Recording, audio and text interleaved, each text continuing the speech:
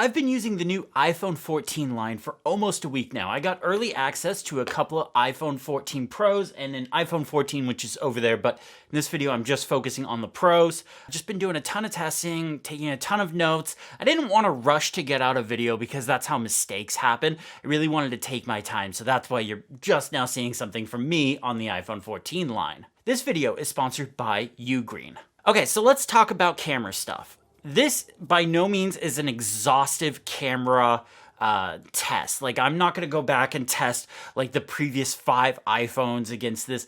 I just want to show you what the iPhone 14 Pro is capable of. Now, I shoot all of my photos in RAW on the iPhone, and this isn't something most people need to do. In fact, if you're not going to edit your photos, don't do it because it's just going to take up extra space. If you don't plan on editing your photos, the iPhone does a really great job at like giving you a really high quality processed image. So don't feel the need to shoot every photo in RAW if you don't plan on editing them. So the first thing I want to take a look at is the 48 megapixel sensor. So on the iPhone 14 Pros, these now have a 48 megapixel sensor for the normal wide angle camera lens. So the first thing I want to look at is the file size. So let's go ahead and make this Finder window a little bit bigger. So the 12 megapixel sensor, from what I was seeing when shooting RAW, was about a 20 to 24 megabyte photo, just depending on how much data was coming in. Not bad. The 48 megapixel one was about 45 to 50 megabytes. Not bad. Again, it's actually less than what I thought. But let's take a look at these photos here. So I'm going to open up preview here. Let's make these big. So overall, like it's fairly sharp image, especially if you look at this tree over here on the side, very sharp. You can count the trees on top of El Cap. It starts to lose a lot of quality down in the valley. This is a very early morning photo, so it was very low light at the time. The sun's just starting to peek out. You can kind of see it behind Half Dome. It's starting to peek out. So it's kind of low light down here, so I'm not surprised it lose quality, but the thing I really want to point out is how sharp the tree is, especially kind of like down here. It's a little bit loses quality, but it's still fairly sharp. So that's the 12 megapixel sensor right there. Let's look at the 48 one. So 48, obviously, the thing to keep in mind is resolution. So you could see here, there's the resolution, 4032 by 3024. And then the 48 megapixel one is exactly double the resolution. Okay, so let's take a look at this photo. I'm going to blow it up again. And you can see down in the valley, again, that's where it starts to lose quality, lose sharpness. Again, very low light. But it's still fairly sharp up on top of El Cap. So that's kind of comparing the two. I truly think, like, if you're not going to edit photos or anything, or you're not going to want to crop or anything, just leave it on the 12. You're going to get a much sharper image. It's going to look better. Where 48 megapixels really comes in handy is if you are planning on taking these big epic landscapes or big photos and you want to crop in, or you're going to print the photos or something like that. That's really where 48 megapixels comes in handy. The 12 megapixel option still uses all of those megapixels, but it combines 4 into a group, so that way it gives you a much sharper image. This video is sponsored by Ugreen. This is the Ugreen 100 watt GAN power strip. It's designed to clean up your desk setup by giving you one place to plug in all of your power cables. This is a 100 watt power strip that can charge any device in your workspace. It has 2 100 watt USB-C ports that use the latest GAN technology.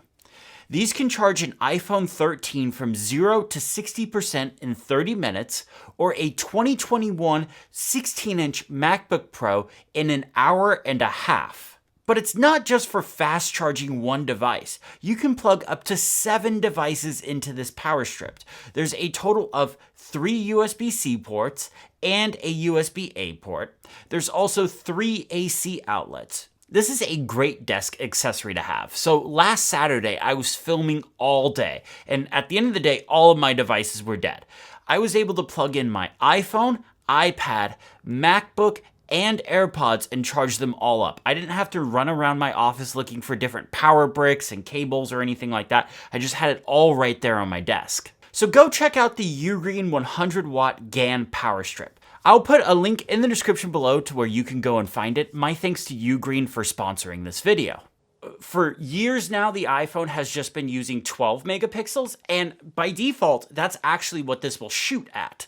So what you can do is you can go into settings, camera, formats, and you can pick between the 12 megapixel and the 48 megapixel. The big benefit of using the 48 megapixel sensor is you get a double the resolution image. So what that allows you to do is you can either print the photo really large if you want to, or you can crop the photo into a really small deal. That's what I did with a lot of these iPhone photos, is I cropped them in so I could just have the subject that I wanted. You know, that way I could use the 1x lens that gives me the best possible quality, but then crop it in so I can have the framing that I want. Okay, so let's take a look at what you can do with the 48 megapixel option if you do decide to go that route. So I got a couple of photos here. So we're going to open up this first one here. And it's going to look just like the image we were just looking at. You know, you can see tree, very sharp, top of El Cap, very sharp. But down in the valley, that's where it kind of starts to lose quality. But you have the sun peeking up about behind Half Dome. So let's take a look at what you can do with that. So this right here is my edited version of that photo. You can see I changed the color of the sky. I turned up the shadows and the blacks of the valley. So basically you just get the silhouette of Yosemite.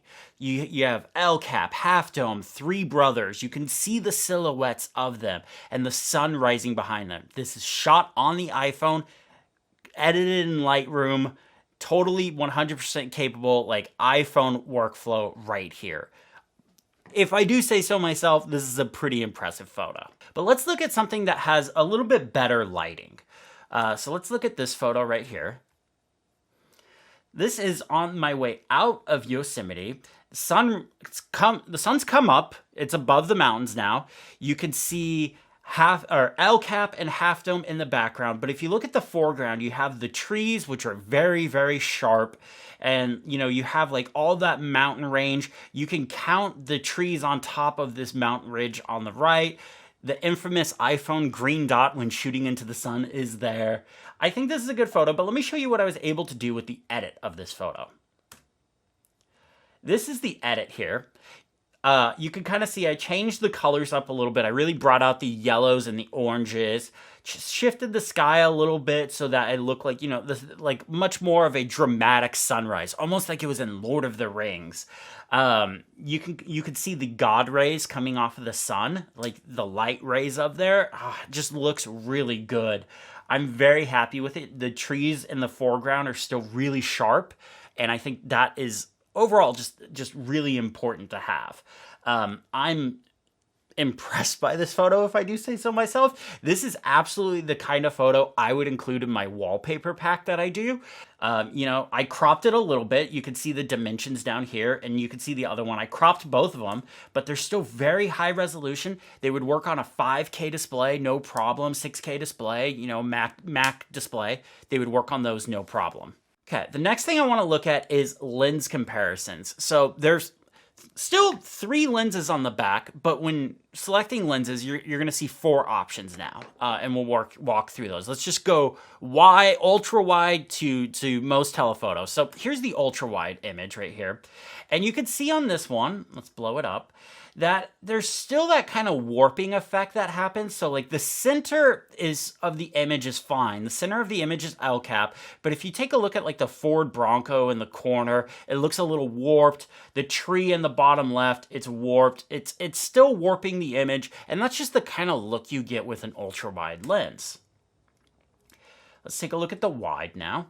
So this is the normal standard wide. You have El Cap, everything's really sharp, looks really good. Again, these are raw photos, but unedited. I didn't edit these in any way. You can almost count the trees on top of El Cap. Everything's really sharp, looks really good. Now, this is the new 2x option, and what this is doing is there is no 2x lens on the back of these phones, but what it's doing is because it's the wide lens now has a 48 megapixel sensor, it's actually cropping in to a 12 megapixel option and giving you a 2x telephoto lens. It's in camera terms, it's just above a 50 millimeter lens. And honestly, this looks really good. I wasn't expecting much from this. Like, I was like, I don't know about using a crop. Like, no, this looks fantastic. If somebody told me this was like crop from a wide, I wouldn't be able to tell the difference. It looks really good. I'm really happy with it. Overall, like, I'm glad to see kind of that 50 millimeter, I think it's about 55 millimeter focal length back, because that's been one of my favorites to play with on my R5 lately. And then the 3X is the last one. We'll take a look at that. Looks okay. I think the 3X is like the worst quality of all the lenses. It's not one that I use. It's very soft, like you don't get a lot of detail. You can still count the trees on top of El Cap, but it's just not my favorite. Like, the wide is definitely my favorite and pretty much the one that I stick to. And there is a change with the wide. In the previous years, it's been 26 millimeters. Now it's 24 millimeters. So it's a little different there. Okay, so let's look at a macro shot. Macro photography got a nice upgrade in this one. This is not shot in Yosemite, but this is the top of a Diet Dr. Pepper can. And I wanted to do this because there's just so many different textures to this. So you can see in the aluminum, you can see like the cuts, the texture in the aluminum. Then when you look at like the liquid, you can see the bubbles in it. You can see the coloring change. Like, I love what they've done with the macro lens. I think it looks so good. Again, this is an unedited photo right here. This is straight off the camera. Really happy with it. It looks really good. The one thing that has changed a little bit is the wide lens when doing macro photography doesn't let you focus as closely. It's just a smidge further out now. But you know what? With the quality increase that we're getting with the wide camera lens, I'm okay with that. I still think this looks really good, and I'm really happy with that. Now let's look at the front-facing camera. The front-facing camera got some noticeable improvements. The biggest thing is it now has autofocus, which can give you a natural bokeh effect now. It's not just like making everything in focus now. It has an actual autofocus. So here is a photo of me outside. Forgive me, I'm not much of a selfie person. This looks fantastic. Everything is super sharp, and I think that has more to do with the bright natural light of being outdoors. Now, this is where it kind of starts to fall apart. This photo is taken inside my office with my professional video light on, and like, the quality, it starts to get very soft, pixelated. The quality, you could kind of see like the edge of the shirt, that's where it kind of starts to fall off. Down here, you can kind of see it starts to fall off. It's just not quite as good, but that's okay. It's the front-facing camera, it's indoors, it doesn't have that nice, bright, natural light, but if you're using the front-facing camera outdoors, it looks fantastic. Let's take a look at video. So video has come a long way in the iPhone, and I am super impressed with the way it looks in the iPhone 14 Pro. It looks very good, even compared to something like my Canon R5, a high-end professional camera. I think it looks really good. Now, my favorite video upgrade feature this year is that cinematic mode now supports 24 frames per second. Yes, this was something I hated about last year's phone, is that they had a feature called cinematic mode, and it only shot in 30 frames per second. Now, a little bit of film history for you guys. Film, movies, cinema, that is shot in 24 frames per second. Television is shot in 30 frames per second, and there's a big old history why. I'm not going to get into it. But it bugged me that Apple had a feature called cinematic mode, but it shot in the television frame rate. Now it shoots in the proper cinema frame rate. And it also supports 4K. And it looks great. I'm super happy with it. Like, the bokeh effect of it looks really nice. And the fact that you can go in after shooting and change the bokeh effect, what's technically called the f-stop, you can go in and change that, which would allow more stuff to be in focus or less stuff to be in focus, is just mind-boggling. You can't do that with a quote-unquote real camera. Call me Jimmy Buffett, because I'm living that dynamic island life. This is Apple at its best, blending hardware and software together. The dynamic island is the front-facing camera and the front sensor, and these two are two separate items, but they're blended together in this pill-shaped icon. Apple takes advantage of the OLED display and actually turns off the pixels in between the front-facing camera and the sensor. And in very bright light, you can see the sensor and the camera apart, and you can see the pixels turned off. And that's just the nature of the way light reflects off like camera sensors and an OLED display with pixels turned off. But what's interesting about the dynamic island has nothing to do with the shape or pixels being turned off or anything like that. It's the name dynamic.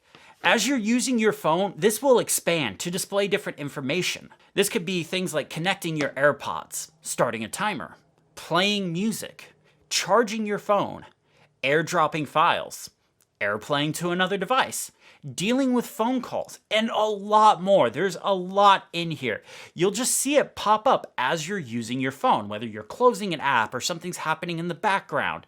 It is so cool.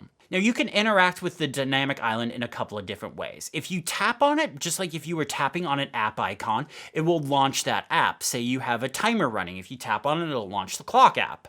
But if you were to long press on that, it will then show you a kind of a widget looking thing that you could interact with. This is perfect for the music app and like the stuff that supports now playing. You can long press on it, you could skip forward, skip to the next song, volume controls, play, pause, all of that stuff. This is the interactive music widget we've all been wanting for a couple of years now. All of these take advantage of the Live Activities API. A lot of the first-party apps already support this, so you'll see this in apps like Clock and Call and Music and stuff like that. But with iOS 16.1, that's when third-party developers can really start to take advantage of the Live Activities API, which is the stuff I talked about in my iOS walkthrough about stuff happening on the lock screen, like dynamic widgets that can update automatically. There are a few third-party apps that already can kind of take support of the dynamic island and the Live Activities API. It's stuff that supports the now playing stuff, so like Overcast or Spotify, like you'll see their now playing controls on the lock screen. That can also be taken advantage of in the dynamic island. Call kit stuff too, so stuff like Skype and I believe WhatsApp, like those kind of things. When an audio call comes in, they also will take advantage of the dynamic island. Now, say you have something happening in the dynamic island already, like a timer, and then you start playing music and you close the music app. It doesn't kick the timer out of the dynamic island. In fact, it just minimizes it and moves it over to the side. Again, this is part of the dynamicness of it. Moves it over to the side, and then it allows the latest thing, so in this case the music thing, to take advantage of the main part of the dynamic island. And you can long press on either one of those to get to the widget or tap on them to launch the app. I absolutely love that Apple took something people complained about, the notch, and turned it into a feature. Like, this is something Android phones will absolutely copy. Like, if you're sitting there and being like, Android won't do it, their Android phones will absolutely copy this. And I think it's so impressive that Apple took a negative and turned it into a positive. And honestly, this is one of my favorite things about the iPhone 14 Pro. The design of the dynamic island is really interesting. So when the rumors for the iPhone 14 Pro were happening and everyone was like, yeah, the notch is going away, we're getting a pill-shaped thing instead, I didn't really get it. I was like, it's not going to give you more usable space. Like, I was like, I don't really care. And like, I've stopped noticing the notch. Like, iPhone 10, I stopped noticing the notch. It was not a big deal to me. Did not care. But now that I've kind of seen the iPhone 14, I kind of get like having those top pixels of the screen kind of helps make the pill shape, the dynamic island, go away. So I quickly stopped noticing it, but once something happens in the dynamic island and it shifts, that's when it pulls your attention. You're like, oh, hey, okay, there's a timer running or calls coming in or something like that. Now, stuff isn't happening in the dynamic island all the time, and I'm glad about that because it's not constantly pulling your attention. It's for important stuff, and I really appreciate that. And I love the expanding nature of it. It's just like the whole idea of like, okay, hey, we have this thing, and let's expand out, display some information, and then contract when it's not needed. My last little bit on the dynamic island, it's actually something I really hope that comes to the iPad. Like the iPad bezels shrink, or maybe they move the camera to the landscape side or whatever, and the dynamic island actually comes to the iPad, because it working as like a pseudo menu bar would be really cool. I could see like the iPad doing a lot of really cool things with that. Let's talk about the always on display. Now, I am very excited about this, and it was a little surprising to me that it has more always onness than what I thought it would be. Honestly, when this was rumored, I thought it would just be a black background with like the clock, widgets, and maybe like a notification count. But no, like they preserve your wallpaper. If you have a photo of somebody, they make sure the skin tones are preserved, updates, notifications, like you can actually see notifications. What's interesting about the always on display, I've seen a few people complain about this, that, oh, if I just have my phone on the table, somebody could read the text messages that are coming in. Well, they could do that anyways on the previous one, because when you got a text message, it would just light up. But if you don't want that, you could actually go into the notification settings and turn it on so that it doesn't preview them ever, or like you have to do Face ID unlock in order to preview the notifications if you really want to. Honestly, I just leave that off because I like to be able to just glance down and see like what a message is or something like that. I don't have anything to hide. But what's also cool is it works with apps. So if you have driving directions open and like say an app like Maps, you'll still see your maps while the phone is locked, but it'll be the always on screen. If you have a phone call, you'll still see like the phone call information on the always on screen. If you're recording something with voice memos will be on the screen while the phone is locked. Like this is in its lock state. And then finally, the Apple TV remote will also be on the always on display, which I think is really cool. I think that's like a really nice touch. Like you can use it and see it right there on the always on display. The other thing is live activities. Now, live activities is something that's coming later in 16.1, like I mentioned.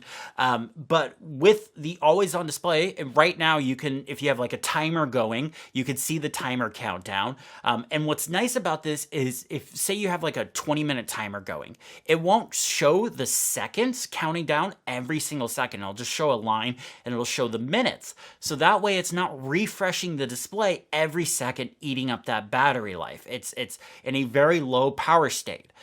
Same thing with music. You can have music going and you won't see like the like playing indicator move, like where you are in the song. That won't move because that way it doesn't have to refresh the display every second and eat up battery life. But for the timer though, getting back to that, once it drops down below a minute, then it starts showing the seconds. So that way, like if you're like at a 30-second countdown, it will show the seconds for that because that's probably important. So the always on display does turn off in a few different situations.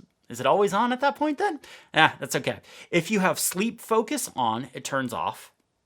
If it's in your pocket, it turns off. If it's face down, it turns off. And if you walk away from your phone while wearing an Apple Watch, it then knows that like, hey, this person's gone. They can't see the always on display. No reason for me to be on. So it turns it off to help save battery life. The thing that does trip me up with the always on display just a little bit is in the past on older iPhones, when the lock screen would light up without me touching the phone, that would mean, hey, a notification has come in. So it would pull my attention to that. So now out of the corner of my eye with the 14 Pro, I see the always on display and it pulls my attention. It makes me think, oh, hey, a notification has just come in, and it makes me want to check the phone. And I think that's just something that'll take a little bit of adjusting. It seems to be the most controversial feature of the iPhone 14, at least on like tech Twitter right now. I've seen some people already say, oh, I'm turning it off, I don't want to use it. And it just feels a little grumpy. Like, give it some time. So, I always think like if you're new features and stuff, like just because something's different and unfamiliar, that doesn't mean it's necessarily bad. Like give it a couple weeks, see if it grows on you. For me, it grew on me instantly for one key reason. I could have my iPhone 14 Pro Max on my desk, face up, looking at me, and with the always on display, I have a clock, I have widgets, and if I'm in like my work focus, that's like things and timery and notifications for stuff that's happening. The clock on the iPad, even on the external display, is incredibly small. So having this there is just really nice. And like having like a checklist of to-do items and like what I'm time tracking and stuff is just really cool. I really like that. I think this is going to open up a huge market for vertical iPhone stands for people that didn't already have vertical iPhone stands. This is going to be a big thing for those.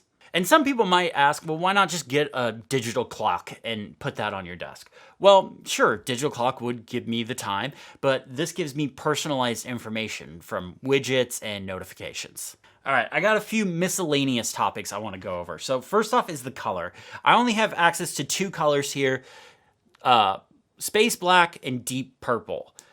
Which are actually the 2 that I was debating between when I was ordering mine. So I'm glad I got both these as review units. I really like the deep purple. I like that it's this dark purple, but it definitely changes color in different light. The space black is one of the darkest blacks or grays or whatever Apple has ever done. And I really like that. I like big dark colors. Can you tell from me always wearing black V-necks? I like those like matte dark colors. It reminds me of the iPhone 7, not the jet black one, but the other one. There was like 2 blacks that year. I think it might have been just space gray or something, but it was kind of like this matte black instead of the shiny jet black. And that's what this one kind of reminds me of. The camera bump on this guy is huge. When it's laying flat, it looks like a car being jacked up so it can have a tire changed. Like, it is absolutely massive, and it's starting to get me to rethink, like, should I be caseless? Like, can something happen? I don't know. That is a story for another time. But yeah, the camera bump on this thing is absolutely massive, and not just like height wise but width wise as well. Like, it's getting quite a bit bigger. At some point it's just going to take up the whole top part of the iPhone. Like, I'm calling it now, like that whole top section will be just camera. The screen brightness is another big upgrade. So it goes up to 1600 nits peak HDR brightness, which is the same as the Pro Display XDR. I went back and watched the video I made last year with the iPhone 13 Pro Max. It was me shooting a bunch in Yosemite, and that video is all in HDR, and it looks fantastic on this. This video is turning into me complimenting my own work quite a bit, but I'm using it for reference, so, you know, whatever. But it looks really good on it. Now, the really interesting feature about the iPhone 14 Pro is that when you're outdoors, like in direct sunlight, even at the brightest level on the older iPhones, it was not quite bright enough to see it. Well, this one can now go up to 2000 nits brightness when you're just outdoors directly in the sun. That being said, it's not something you're going to want to leave it at all the time, because it will heat up, the brightness will come back down, and when you're running a screen that bright on an iPhone like this, it's going to eat up your battery life. So it's one of those things that's, it's a great one-off when you need it, but it doesn't stay that way permanently. Like, if you're somebody that likes your screen to be as bright as possible, you're not going to want to like have it at that brightness. Besides, that would just be blinding. Like, if you turn that on like in the middle of the night, it would just be like, it'd be like Raiders of the Lost Ark. I've had a bunch of questions about battery life on the 14 Pro and 14 Pro Max. Judging iPhone battery life is something that's really hard to do in the first couple of weeks of having an iPhone. So first few days when you have an iPhone and you're storing it, it does a ton of indexing. It indexes your photos for search and files and all that stuff. So it's eating up a lot of battery life already. And then there's the other side too. I don't know about you all, but when I get a new device, I can't put it down. Like, I'm just sitting here playing with it. So of course you're going to be running the battery down more than normal. In a couple of weeks, I'll make another video about this, and I'll talk about the battery life there. But just that first week, or maybe even 2, like, it's indexing stuff, you're playing with it, testing it. It's just not, it's not normal use case. So it's hard to comment on the battery life for it. The other question I got, should I upgrade? And when I say I, you is what I mean. If you have a 13 Pro or even a 12 Pro maybe, like if it's got good battery life still left in it, you're fine to wait another year. You don't, it's not, this phone isn't going to make your life better in any way whatsoever. Like, it's not going to 10x your productivity. It's not going to make you happy. It's just like, it's a tool, it's a device. If you have something older or a non-Pro 13, yeah, this will be a pretty nice upgrade between the camera, always on display, you know, the dynamic island, all the stuff that was in the 13 Pro. That would be a pretty nice upgrade. So yeah, those people would definitely benefit from that. So that's it for this video. My thanks to Ugreen for sponsoring it. If you liked the video, hit the thumbs up button. Subscribe if you haven't already. If you have any questions about the iPhone 14 Pro or the regular iPhone 14, leave them in the comments below. I'm going to be making more videos about these. Thank you all so much for watching, and have a great day.